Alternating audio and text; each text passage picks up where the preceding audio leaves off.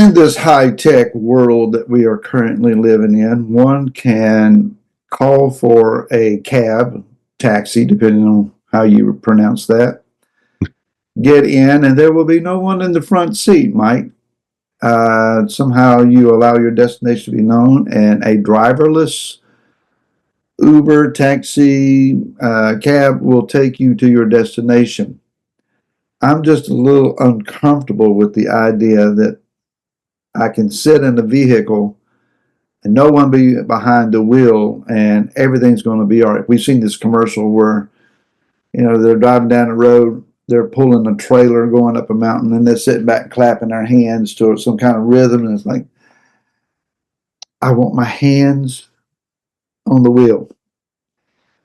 We mentioned something yesterday. You mentioned that if you're in a stream or a river in a canoe, if you fail to use the oar that you have, hopefully you have one, the canoe will eventually go sideways.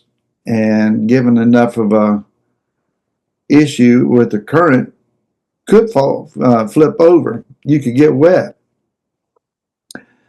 Mike, there's something to be said still about how we order our lives. Do we choose to go with the flow, wherever the flow may take us? Or does Yah have a purpose for the oar in the canoe? Are we actually supposed to, let me put it this way, do we get in the way of Yah's desire and design by trying to actually be in charge or take a role of leadership or point a group in a direction and say, this is where we're going, let's get there? I'm on your expertise as a seasoned pastor, apostle, and Okay. First of all, I'm not getting in that car. It's just not happening. Okay. I don't do taxis and cabs too often anyway. So if I happen to find one that doesn't have a driver, I'm probably not going to get in it. That being said, I have been in a couple of Ubers that I wish that there was a robot driver, because the one that I had did not even have artificial intelligence. So, there is some give and take on that one. They had real ignorance then. Yeah, it did. But I'm probably not going to do that. I see the commercial of the truck that's driving itself with the trailer behind it. And I'm like, wait a minute, there used to be a time, and I know we're dating ourselves in this, but there used to be a time in which you looked forward with everything you had to driving. This was like the gateway into your freedom was driving. Yeah. I was talking with a friend of mine in Kentucky this past weekend, and he said that in Kansas back then, you could get a driver's license at age 14 to drive to school and back and to drive to work and back. Okay. So he got his license based upon he became a distributor for a network marketing company, which allowed him to go pretty much anywhere because he was always going somewhere to work. Okay, I think that was just great. But okay, number 3, your illustration of a canoe with a paddle. Technically, an oar is for a rowboat. A paddle is for a canoe. Okay, just technically. Barry, I know, gotta do that. But if you want to, if you want to paddle with your canoe with an oar, that's fine. Okay. If you're in a canoe on a lake and the lake has no current, the lake's not going anywhere. The water in the lake is just pretty much, except for maybe going over the dam at the end, the lake is stagnant. It's fine. You can sit out there in the middle of the lake, not going anywhere, without a paddle, without an oar. Doesn't really make any difference because you're not going anywhere. But when you come to North Carolina or, in Colorado, various places that have rushing rivers, that have rapids. If you don't have some type of mechanism to steer that thing, yes, it is going to turn the force of the water is going to turn that thing sideways, which means you're about to get thrown out, and you're at the force of creation is going to take you where it wants to go. You then have nothing. So to take those basic principles and put it into our lives and say, if I don't have some way of steering this thing, I'm going to become a disaster. And I have to tell you, that's what I see in much, if not most of society today, is a disaster waiting to happen because they have no way of steering their canoe. Mm-hmm. There is, and we've discussed this at times and parts before, a trend, and I hear comments about it from people who write me or in other discussions and conversations, where I guess it's out of angst and still an upset attitude toward denominational structure of things, where a pastor led a congregation to someone else's disagreement. And maybe that's why that they eventually walked out the front door.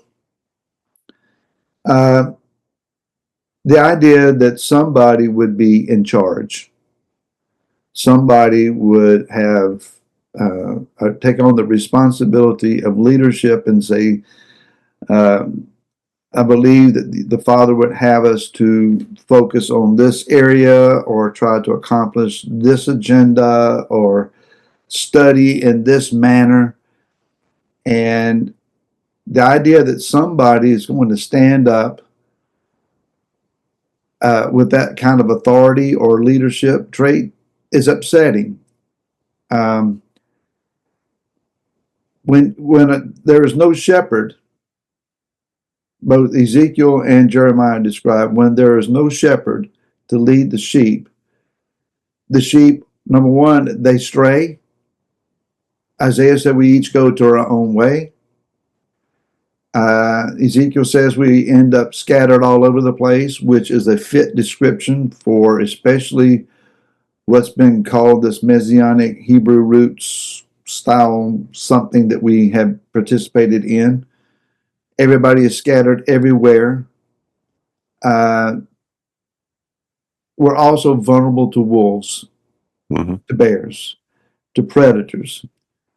And we find that to be true as well. It's not so much that there is a wolf coming in and physically attacking people, but rather via internet teaching, insights, etc., people have been devoured by errant thought and conspiracy theories to where they are afraid to function in society, feeling like, if we don't live off the grid, then they're coming for us, whoever they are, normally with some kind of alphabetical tag on their name. I mentioned this past Shabbat in the House of David, Mike. What is it that we are so threatening to anyone that we would have to go off the grid? That we believe that the Torah is the first 5 books of the Bible, or you ought to wear a seat, or we light candles for Friday night dinner? I mean, are we such a threat that that's a problem? Really? So we need shepherds. We need a person up front that says, this is the way we're going to go, and let's walk in it. And it's good pasture, it's clean water. This is the way to go, and that's errant doctrine. We need to get out of that. I mean, somebody has to have an accountable responsibility. Okay, you've given me 5 different things again here. You're welcome. Yeah, thank you. First of all, name for me one company, industry, corporation, society, anything within society itself in which there is no that you do not need some type of leadership in. It's non-existent. Okay, this is something that is this is a structure that the Almighty put in place going back to the garden. A structure that we see all the way through the prophets, all the way through the writings, Correct. through the Gospels, the apostolic writings, everything, even those misunderstood verses by Shaul, Rav Shaul, all of that is about order. All of that is about someone being in charge. Moshe, someone was in charge. When the Hebrews were going over the Jordan River, Moshe was given his death sentence. This is 2 Torah portions ago. The first thing on his lips was this: do not leave them without a shepherd. In the Tanakh, in the Talmud, I believe it is, it says in ancient Israel, there were many teachers, but few shepherds. Mm. You just alluded to that. Okay. Mm-hmm. So this concept that no one should be leading. In fact, when we read about Israel, it says that everyone did what was right in their own eyes. Bad agenda. That didn't go well then, probably not going to go well today. We've talked about this. Many of the reasons for this is pastor abuse. Someone abusing their authority. Many women understand this. A man who has abused their authority in life. People in congregations, in churches, someone has abused their authority. Okay, just because someone abuses their authority does not mean that authority is wrong, that leadership is wrong. Yeshua comes on the scene and shows us an example of leadership that begins with servanthood. The best coach on a team is one who is a player coach. Not somebody just sitting on the sideline all the time, but someone who has played, who is actively involved. So if we just take those principles, Barry, into today, Alex Stiles and I we're back with Life on Purpose. We recorded last night. It'll be out a little bit later today.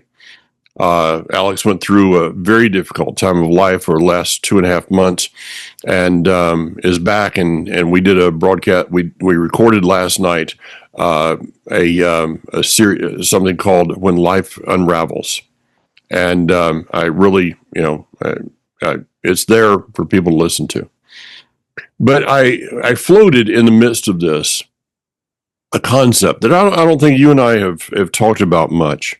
And maybe it goes along with this, that you as the pastor of House of David. Now, let me put something in here. It took you a lot of years to embrace that title, didn't it? Mm-hmm. How many discussions did we have about that title? Oh, we've talked about that back and forth, and when I just, again, this past Shabbat, I dealt with that a little bit. The connotation of, well, it's all, pastor is about church. Yeah. And when we came out, we were running as hard from church as we knew how to run, and had the theory and the model of, if the church does it, we're not going to do it. So you did the pendulum swing. Oh, it went from one extreme to the other, for sure. And I'm not saying anything that you haven't said publicly and we have talked about openly. And so we spent some time discussing, and I was talking to you about Barry Phillips needs to come back and be a pastor and embrace that word. There's nothing wrong with the word. No. It's the system behind the word that's the problem. So, Barry, you can only be as good a pastor to House of David as the people that attend House of David allow you to be? Have you thought of that? Yeah, I mean, it certainly helps when the sheep follow and don't say, well, we fired you. Yeah. Well, not just the sheep following, but the sheep respecting the position. Yeah. The sheep looking and saying, there's a shepherd. Now, you have to be a shepherd that's worth following. You know, somebody follows a shepherd that's not worth following, guess what? You're probably not going to do very well. Right. But if you set yourself up at House of David as a shepherd that's worth respecting, that's worth following, then it's up to the sheep of how well you're able to do your job. Mm-hmm. Now, and it is a job. It is a calling. I had a friend of mine yesterday. I was talking to him. He says, I put a calendar on the wall when I retired for me and my wife. He says, but every day I wake up and there's nothing on it for me to do. I'm like, and you think that's a good thing? That you wake up every single day of your life, and unless you have a doctor's appointment, there's nothing for you to accomplish in this day.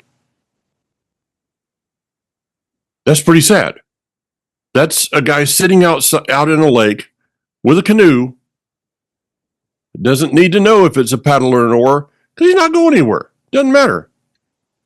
When the storm brews up, though, and he's got to get off of that lake, he might want to think about, where did I put that paddle at? Yeah, it'd be a good idea. Okay. But see, this holds true with a husband can only be as good a husband as his wife allows him to be. A wife can only be as good of a wife as her husband allows her to be. Mm-hmm. A father, a mother can only be as good a parent as their children allow them to be. This goes all the way down. This thing goes down. No matter what part of the mountain you are in on your snowball, it's true at every single area along the mountain. Mm-hmm. I can only be as much of a friend to Barry Phillips as Barry Phillips allows me to be, Mm-hmm. and vice versa. Sure. So maybe it's not the pastor's fault. Maybe it's not the husband or the wife's fault, or maybe it's the other side, which means we have to look in the mirror and say, how am I? You know, in ancient Israel, the Levites, of course, we have this discussion. There's no Levites today. Yeah, maybe there's the problem. I want to get so far away from those Levite people because they were evil, Barry. Did you know that they were evil? I mean, there were scribes and Pharisees that were involved in them, and they were just demonic. And so we couldn't possibly have them today. And oh no, in Ezekiel, it talks about they're back. Oh, overreaction to everything. In that day, the Levites were given as a gift unto the tribes, Mm-hmm. to help them in their walk with the Almighty. And the Levitical calling was that they were to be the counselors. So when you had a health issue, you went to the Levite. Is this not what Jacob was saying when he said, if any sick among you, let him ask for the elders to come and to pray? If you had a problem in your house with mold, you called the Levite.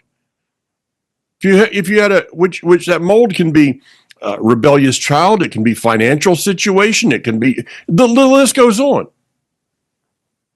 Now, this is we as two people that want to desire to be. I believe I'm speaking for you, but I've known you for a lot of years. You desire to be the best shepherd you can. Absolutely. The end result of a good shepherd, a good pastor, is that the sheep are healthy and are willing to follow the voice of the shepherd, but that they also reproduce. Now, And how do, go ahead. every given situation is not about reproducing numerically. I mean, there are some areas that people are in that to reproduce numerically is a challenge.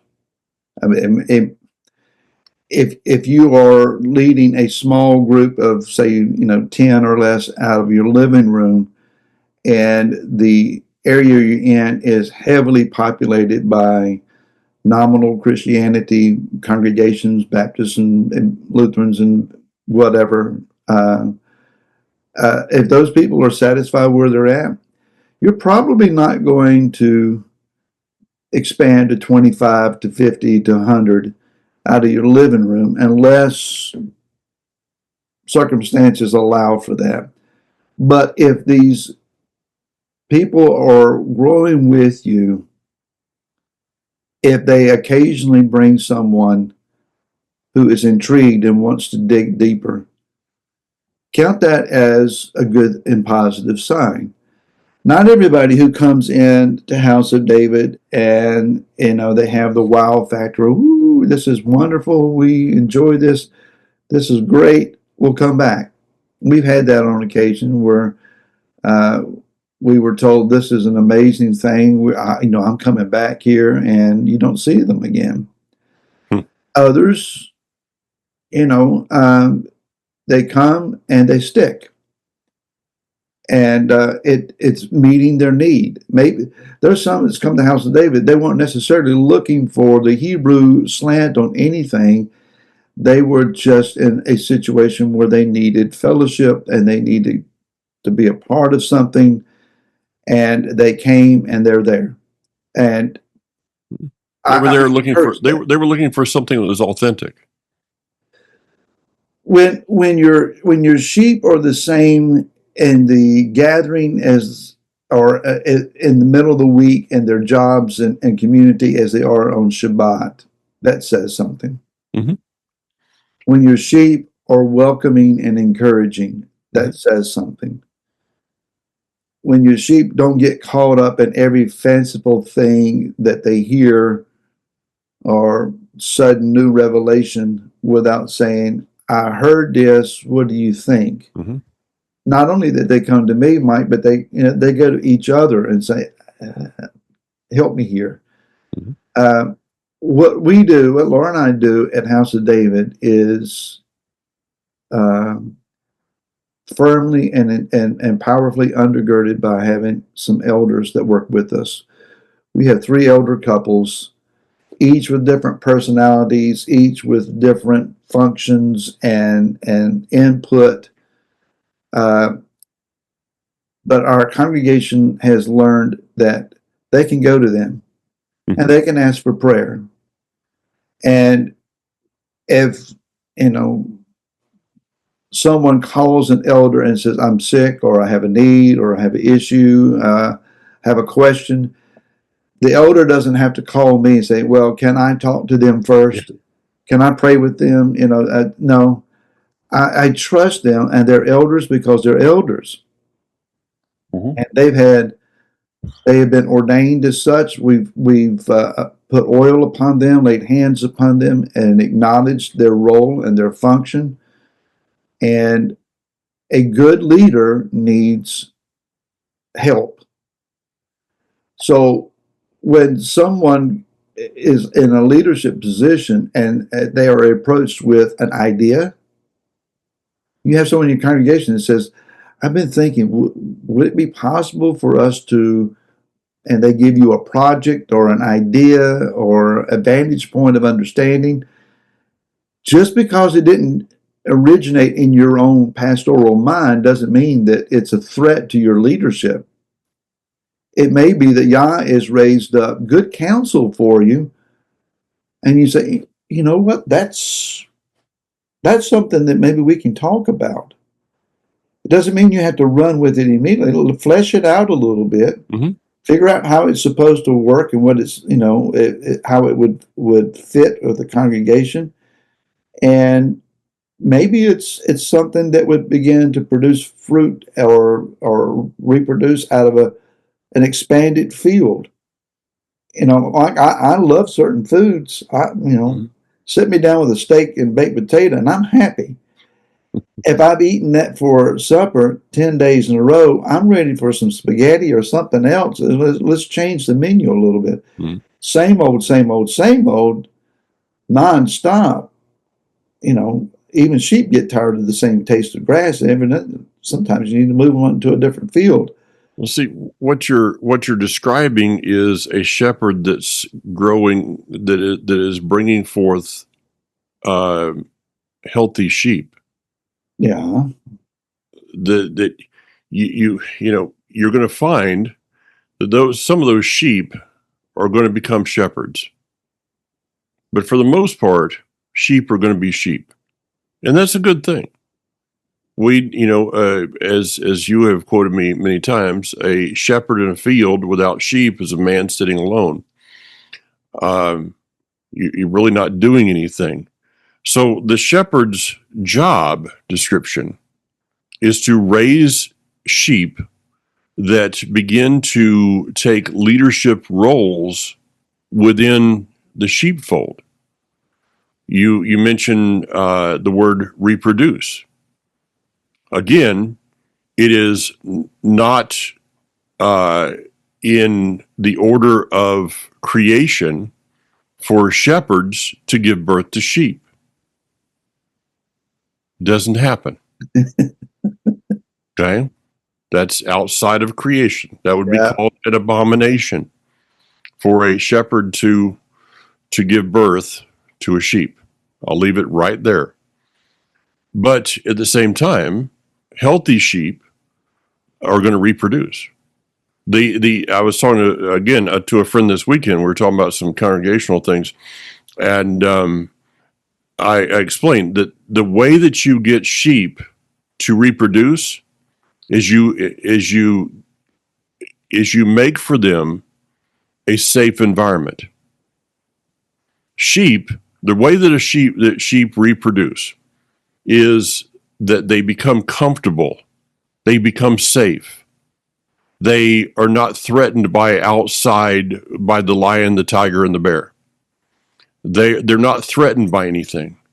And in that non-threatening environment, they will begin to play.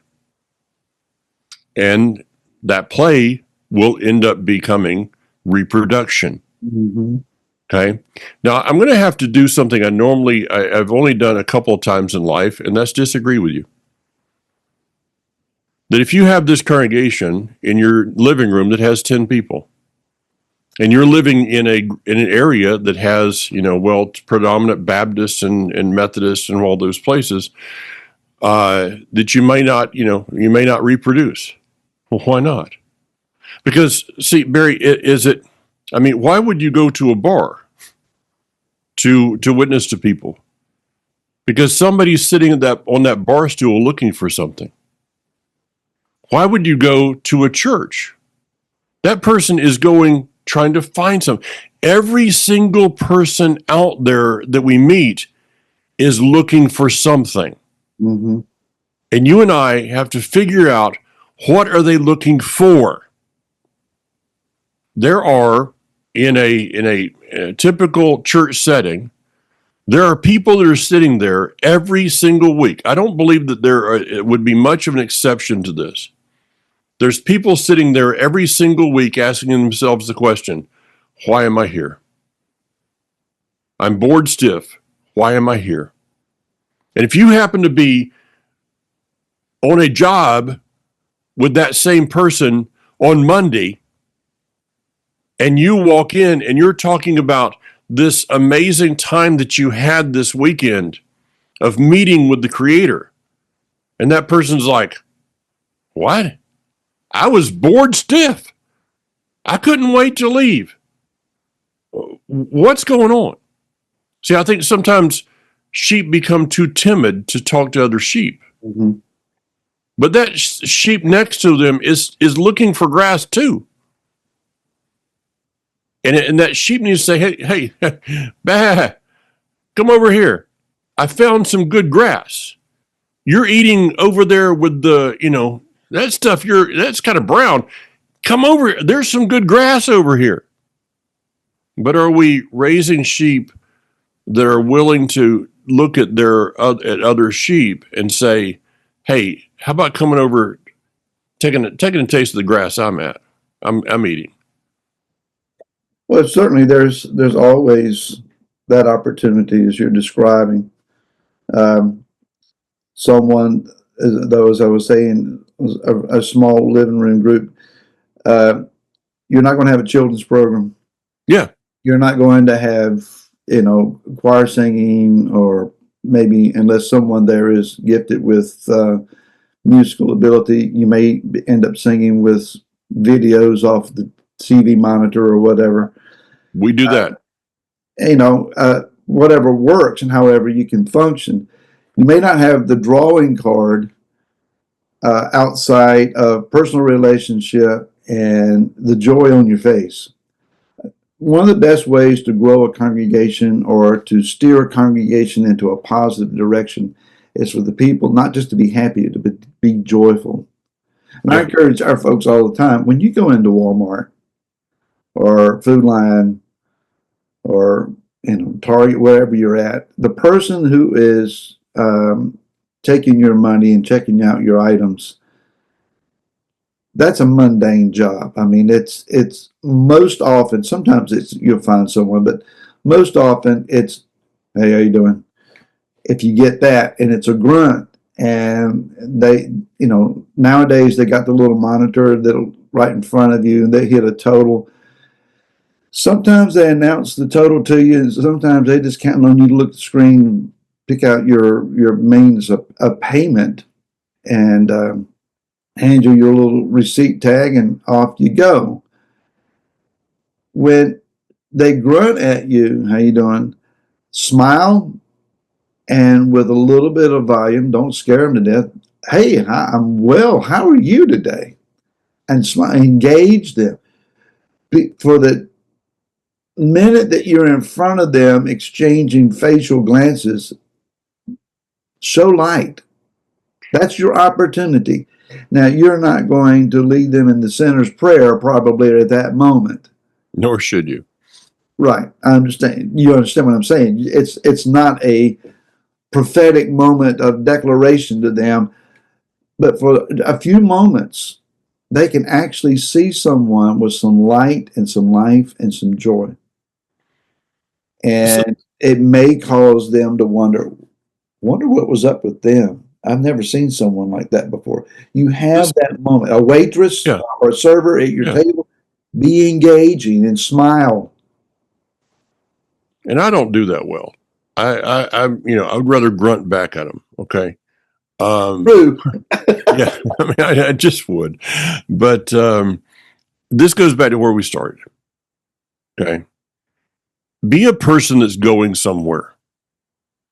Now, if you, again, back to your canoe with the oars. There's a place that I drive through when I'm going over to Chattanooga area. One of the most beautiful river gorges ever. And there's a number of people. I mean, during the summer, it's crazy.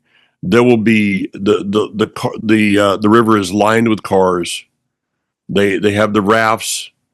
Every raft, by the way, has a leader in it.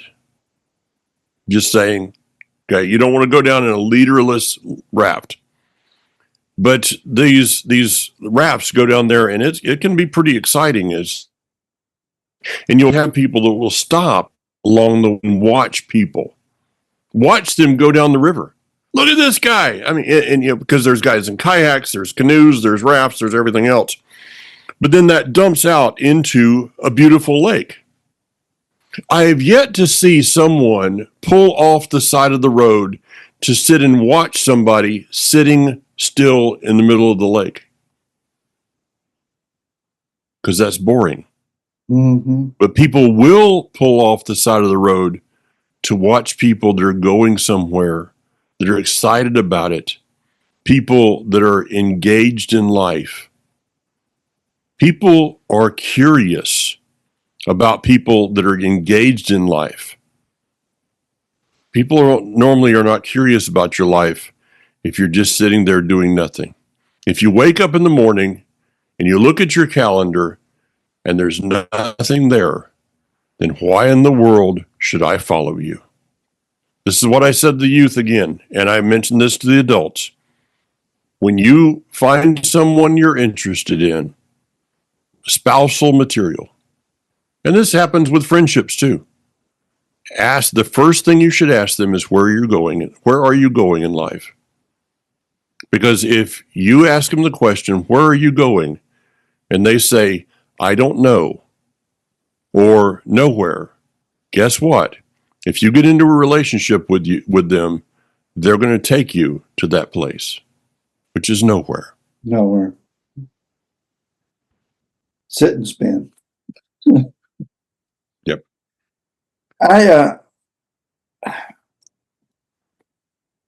Paul and I have been doing this for a lot of years, a few decades now.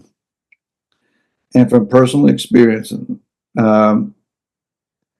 if you're leading out of angst and anger, condemning others, other groups, whatever it was that you came from to prove that you're better or right, if that's all you got, you're only going to lead a group of disgruntled and angry people, and they end up getting disgruntled and angry with you.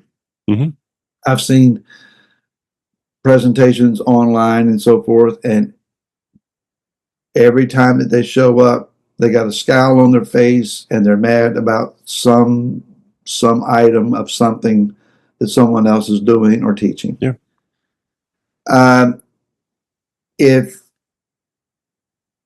If you have no expression of joy and happiness in your life, if it's only exhausting details of word studies are wonderful, and they can be enlightening, they can be encouraging, insightful and helpful.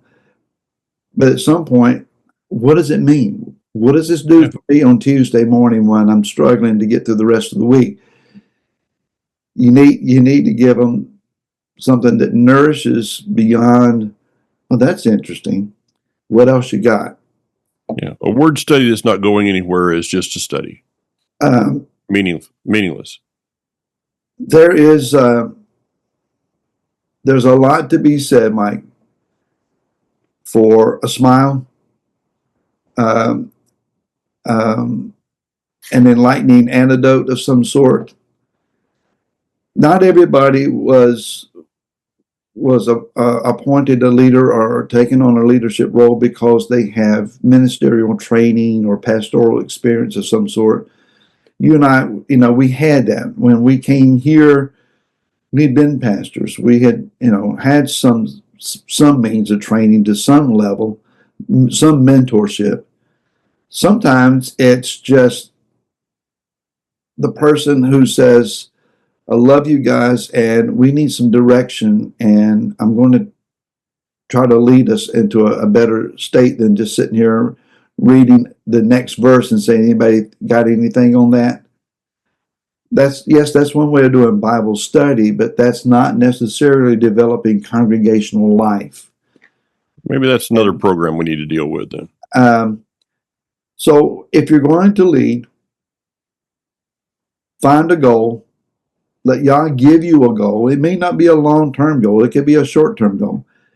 Getting short-term successes will put some, as John Maxwell said, put change in your pocket. Before you start leading sheep to jump off the side of a cliff to land on a better field of grass, you need to find them a good place to drink and lay down every once in a while and do it successfully. There you go. So anyway, just a little pastoral encouragement there for those that are trying to learn to lead. Well, as I said, that might be another program in itself. So folks, thank you for watching Foundations for Life. We do appreciate when you send comments or ask questions, and we do try to reach back out to you. And if you are in a congregation and participating, show up regularly. Pray for whoever's up front and trying to lead. Find what it is that you can do to make the congregation better. And put a smile on your face when you go. It might help somebody. You never know. All right, Barry. See you next week. See you next week, Mike.